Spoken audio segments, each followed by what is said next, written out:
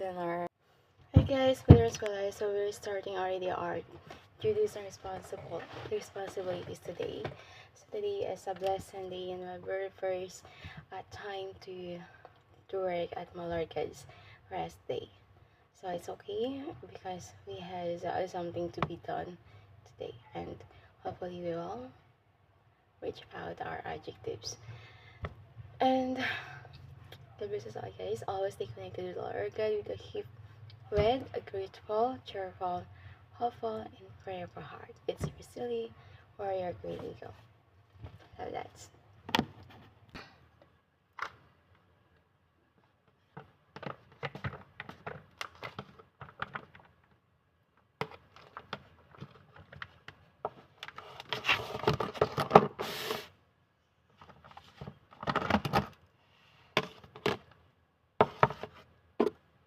okay, pwede na ang ating breakfast. So, minsan lang ako magbe-breakfast talaga kasi yun lang. So, let's eat. Thank you, my Lord, for the graces that you have, for all the blessings that you receives, for all the bounty Christ. Amen. Body graces of my Lord, God. Amen. Kain guys, veterans palas. So, yeah. Pagtawag na natin ako sa lamin.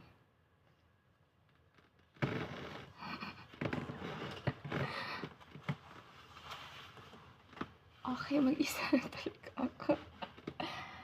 Dapat tulog pa ako ngayon. Just paga ako nagising. Ayun na guys, lagi naman from the younger age of my life, kailan ba ako natutong magising madaling araw? Alas 4, alas 3, alas 4. 10 years old. 9 years old. Ginigising ako ni mama para magdasal. Okay, makinig kay Father Lahi. Umiiyak. Habang nakakinig sa radio. Then, nagdadasal na kami ni mama. Okay, ako nagdadasal. Then, ayan, hanggang yun, mula 9 years old up to right now, nagigising talaga ako ng madaling araw.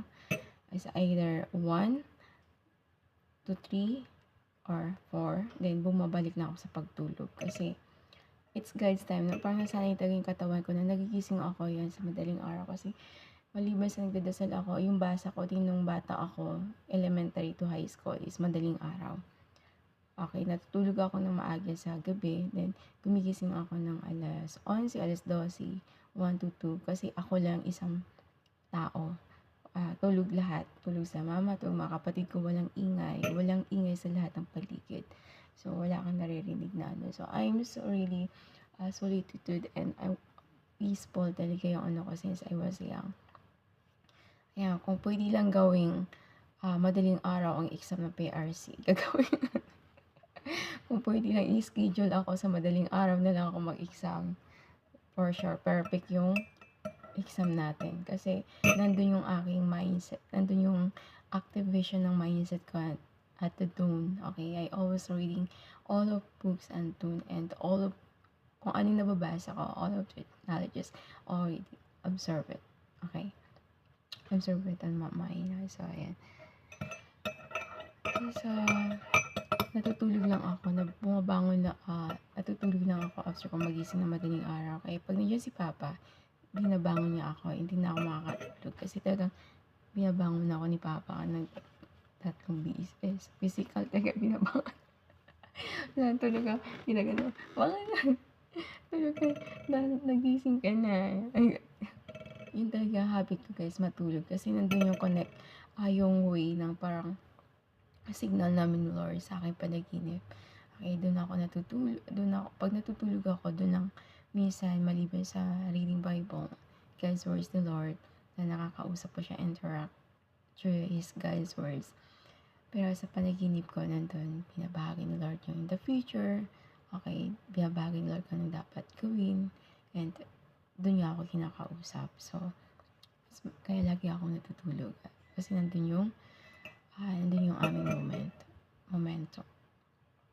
Nandun yung ways of communication namin the Lord about the future and what to do, the ways and whatever. Kung ano i-impart ni Lord sa aking panaginip. doon na kami nag-uusap. So, minsan wala akong panaginip, minsan meron. Super dalang, kaya pag natutulog ako, nagdadasal ako sa kanya na huwag na ako bigyan ng masasamang panaginip. So, time it now is 7:17. So, let's eat. Eating. Kasi after this,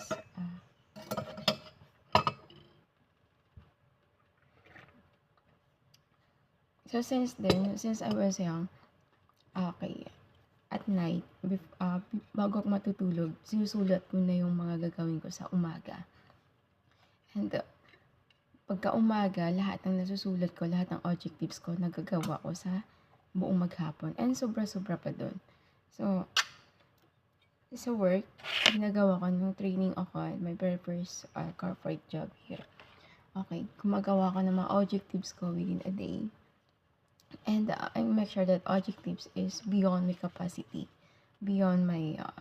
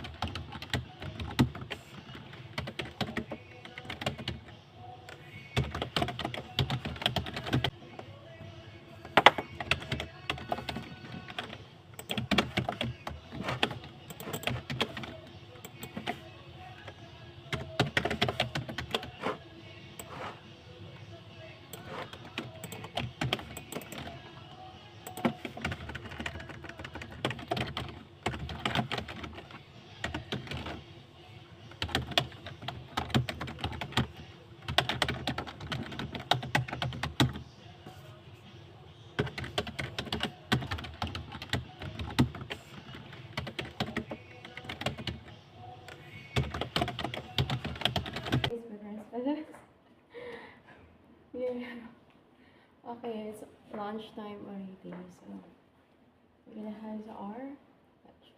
This is maambon ata. Wala akong dalang kayo.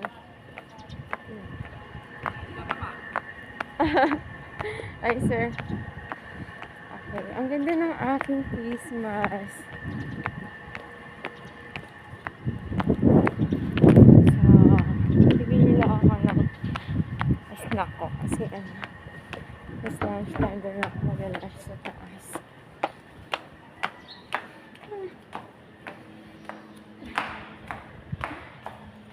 Ayan, so biometrics all done.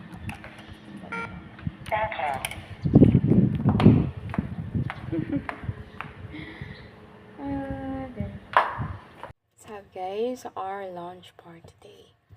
So we already done our prayers.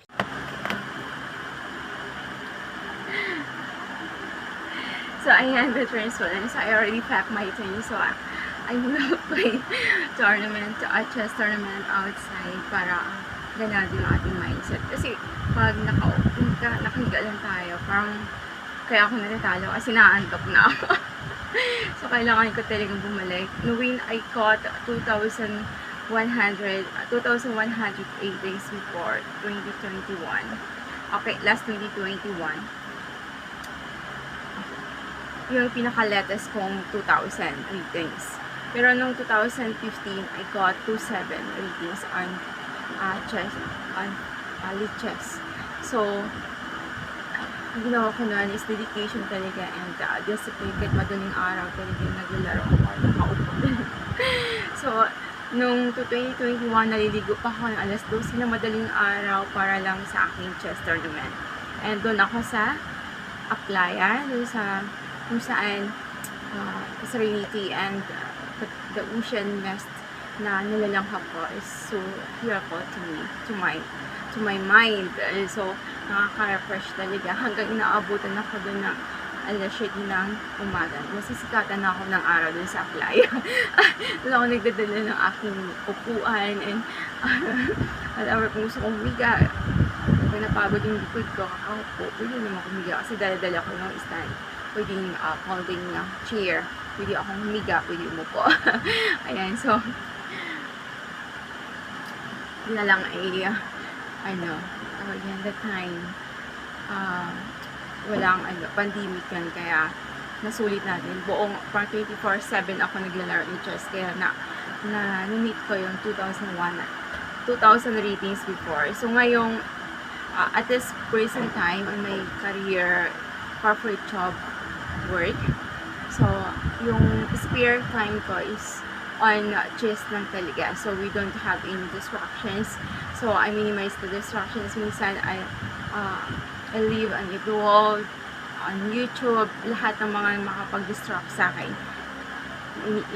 Tinatanggal ko muna pansamantala. Temporary uninstall all of the apps that reduce my concentration or can distract me too much.